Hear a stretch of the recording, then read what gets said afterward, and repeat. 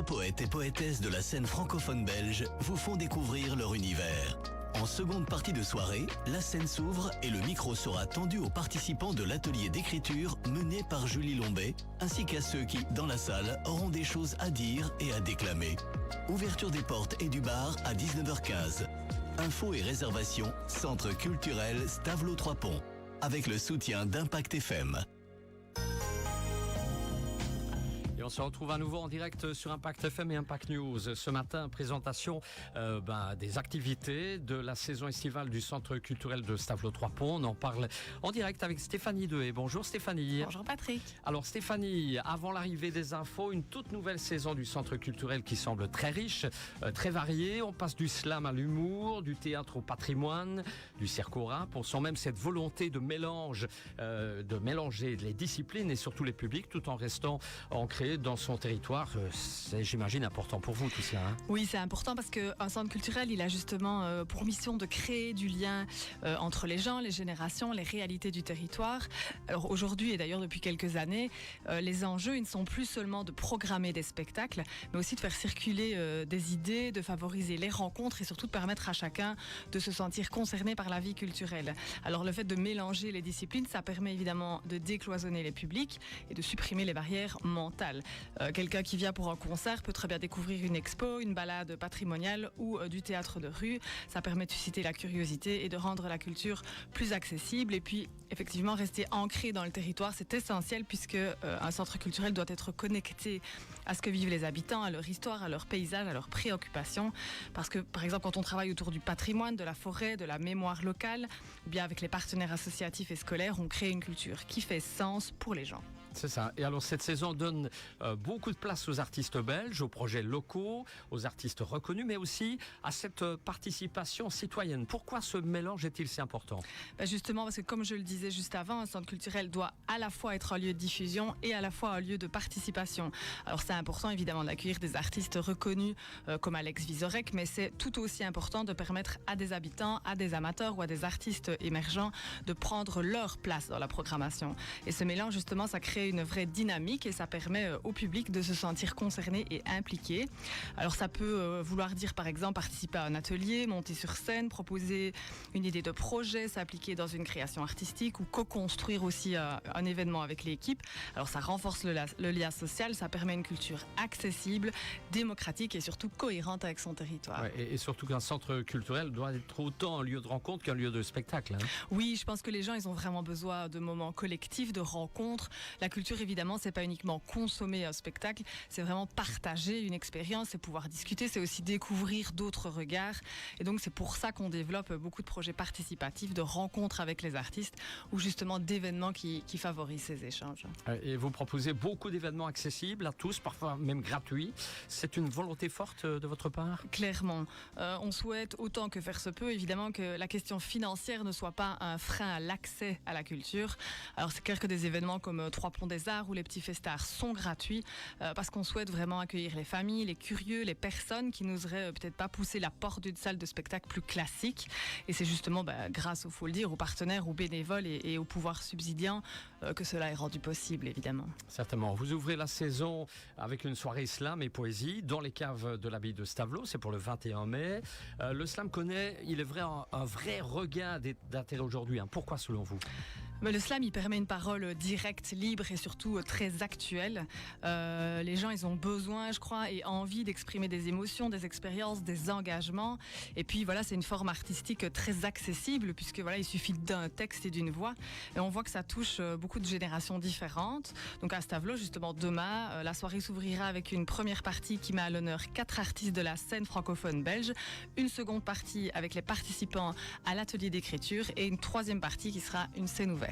Et est-ce que tout le monde peut vraiment monter sur scène lors de cette soirée slam ? Absolument, en tout cas sur le principe, c'est vraiment l'esprit. En pratique, je ne vous cache pas qu'on sera obligé de limiter un peu pour ne pas que la soirée se transforme en nuit. Ouais. Mais comme je le disais, cette participation, elle prend déjà sens en amont avec l'atelier d'écriture slam qui a été organisé et animé par la poétesse Julie Lombet qui anime aussi justement la soirée de demain. Alors 16 participants qui ont suivi un cycle de 4 ateliers, des participants justement de différentes générations. Ils ils ont pu explorer l'écriture, tester leur voix, travailler leur texte et surtout trouver leur propre manière de dire les choses. Alors ces participants ils défendront leur texte sur scène avant de céder la place aux spectateurs qui souhaiteraient eux-mêmes s'emparer du micro. Alors tout ça, ça crée un lien assez fort et vrai, je trouve, entre les slameurs et le public parce que ce sont des voix locales, des parcours différents, mais souvent intimes et réunis autour d'un même espace d'expression. Alors si on peut monter sur scène, on va répéter alors. Hein. Bon, on va s'y mettre. Vous assistez sur cette ambiance conviviale, accessible même, une manière de casser l'image parfois intimidante de la poésie? Oui, complètement. La poésie, elle peut parfois sembler réservée à un public initié, alors qu'en réalité, elle parle de choses très simples et surtout très universelles.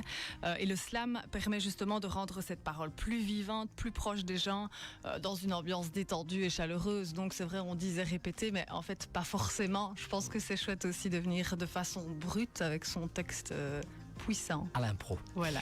Alors, le 31 mai prochain, 3 Ponts des Arts qui revient pour une 3e édition.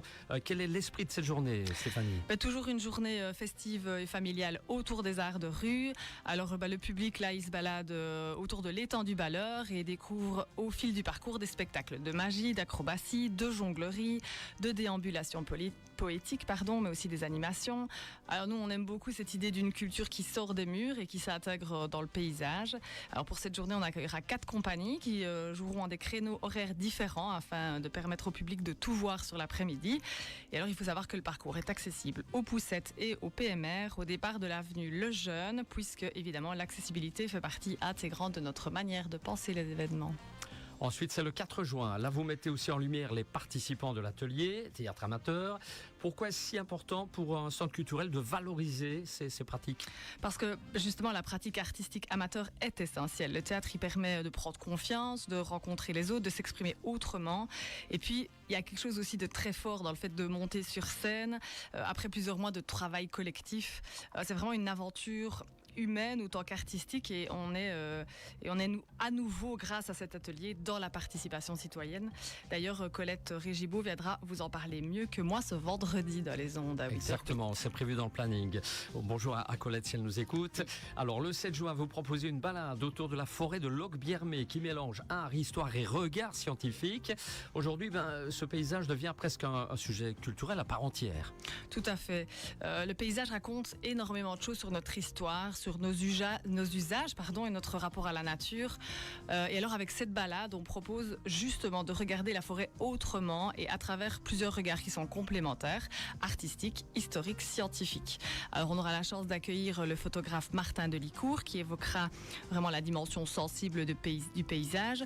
On aura le chef de cantonnement Nicolas Denuy qui lira dans l'organisation des peuplements les attentes, les choix et les pratiques qui justement façonnent cet espace. Et on aura aussi Augustin Dautrep qui mettra en évidence les traces des usages et les transformations successives du territoire.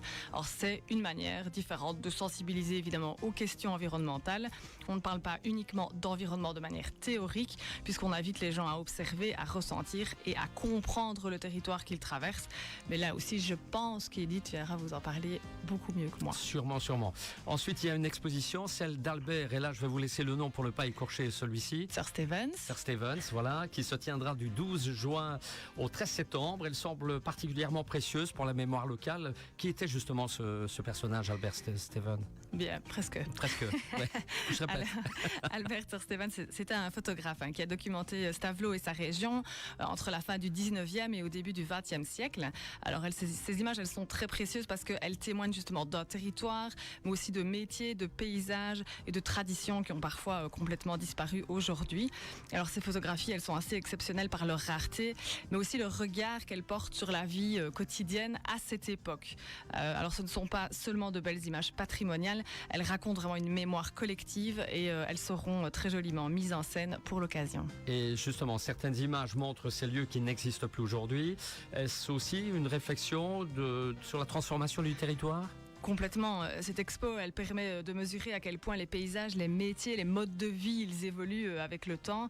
Et ça crée souvent, évidemment, beaucoup d'émotions et de réflexions aussi chez le visiteur. Et alors, pour info, cette expo, elle sera visible dans le jardin du Couloître et dans la cour de l'abbaye de Stavelot. Et alors, elle est organisée par le Centre culturel en partenariat avec, évidemment, la famille Sir Stevens, l'abbaye de Stavelot, le musée d'art, d'histoire et d'archéologie de Stavelot et le musée du circuit. Vous proposez également un after exam qui est destiné aux jeunes. C'est pour le 26 juin. Pourquoi ce type d'événement est-il très important pour un centre culturel ? Parce qu'il est important que les jeunes ils se sentent évidemment aussi concernés par la vie culturelle locale. Alors après les examens, les partenaires, parce qu'on est assez nombreux, on avait envie de leur offrir un moment festif, positif et pensé spécialement pour eux, où ils se croisent en vrai, entre écoles, entre classes. Alors cette activité, elle concerne 4 communes. On est sur Stavelot, Trois-Ponts, Wem et Malmedy, et donc 5 établissements scolaires et des dizaines de classes de la 3e à la 7e année. Alors cette année, la fête, on la décale légèrement. Elle se déroulera un vendredi de 15h à 20h sous chapiteau, toujours en plein cœur de Stavelot. Alors on le répète assez souvent, mais le Covid, il a vraiment profondément créé une façon d'être avec les autres différente de celle que nous, on connaît.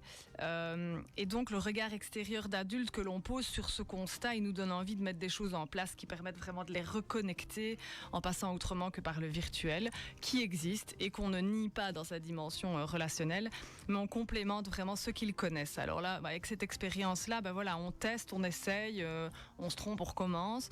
Cet après-midi, elle s'organise de façon festive, mais elle est hyper encadrée, donc on invite aussi, encadrée discrètement, hein, le but c'est vraiment pas d'être embêtant pour les jeunes, mais on invite vraiment les parents à nous faire confiance et à nous confier leurs jeunes cet après-midi-là, tout est sous contrôle. Sûrement. Alors, question essentielle, Stéphanie, comment toucher ces adolescents aujourd'hui avec une programmation culturelle ? Alors on n'a pas la recette magique, hein, mais voilà, il y a quelques ingrédients, on va dire. Il faut aller vers leurs codes, leurs envies, leurs pratiques, tout en restant évidemment exigeant sur la qualité. Alors ça passe par la musique actuelle, par des formats plus festifs, mais aussi par le fait de construire les projets avec eux et forcément avec les partenaires jeunesse de terrain, que sont par exemple ici pour le projet la Maison des Jeunes de Stavelot, à Fort-Jeune, la MO Cap Sud, la station à Wem. Alors il y aura cet après-midi-là du DJ set, du rap, une fanfare pour justement casser les frontières entre les styles et faire cohabiter différentes ambiances dans un même événement, et on espère quelque part de cette façon-là pouvoir toucher tout un chacun. Le concert de NUPS 3E ou 3E ? Alors moi, je vous avoue que je dis Nupsi. Peut-être me tromper. Nupsi, oui, c'est pas possible. Non.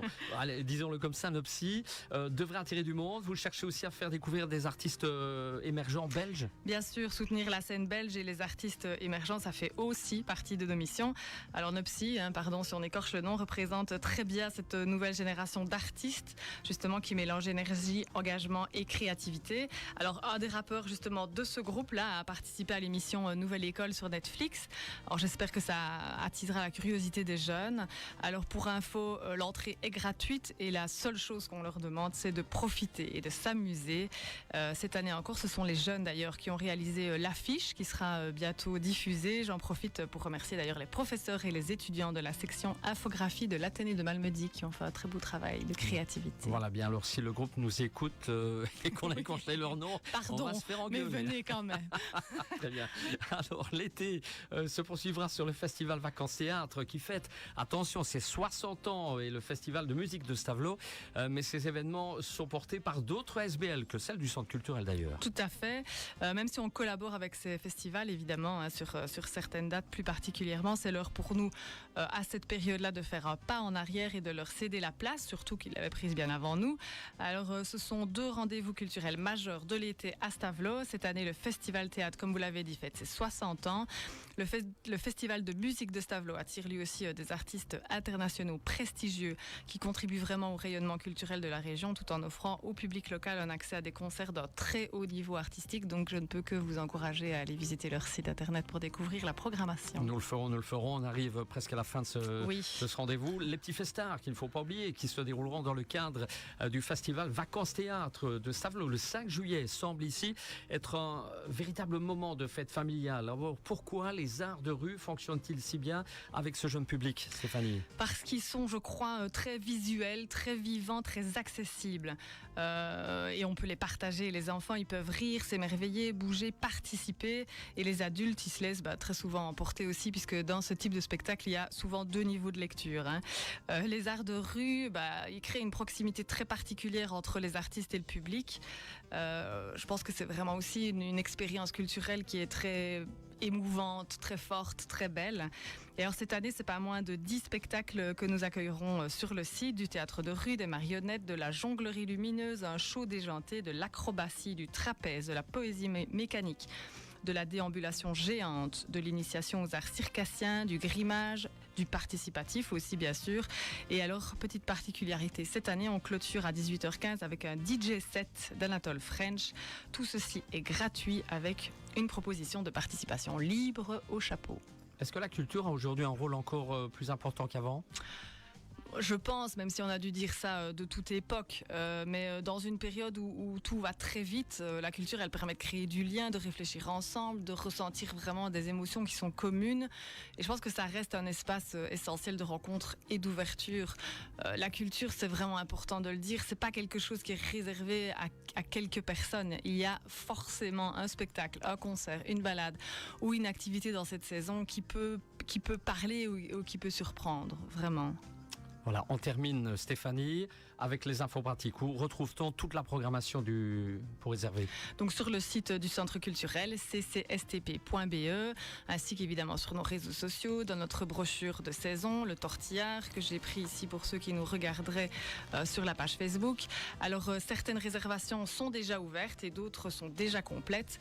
Alors j'ajoute qu'il y a aussi tout un programme de stages, dont le stage cirque et le stage théâtre en juillet, d'ateliers de formation qui est aussi disponible sur notre site, et puis évidemment de nombreuses activités qui sont organisées par les bibliothèques, par les associations locales de Stavelot et de Trois-Ponts. Bref, restez connectés et informés, soit via le centre culturel, soit les points tourisme, les ATL, les communes, les réseaux. L'offre est partout, il faut parfois juste tendre l'oreille. Voilà. Eh ben, dites donc, vous avez bossé comme une malade. Hein. Les vacances, c'est pas pour maintenant, je pense, vous concernant. Non, c'est vrai. Voilà, une belle brochette d'activités de la saison estivale du Centre culturel Stavelot Trois-Ponts. Il y avait vraiment de la matière, c'est du lourd, mais on a pris un peu plus de temps que prévu. Un grand merci, Stéphanie. Merci beaucoup pour votre accueil. Là, je pense que vous allez pouvoir boire un grand verre d'eau. Oui, allez. Et on se retrouve après la pub. Un peu de musique et le GAL de la semaine. Impact FM présente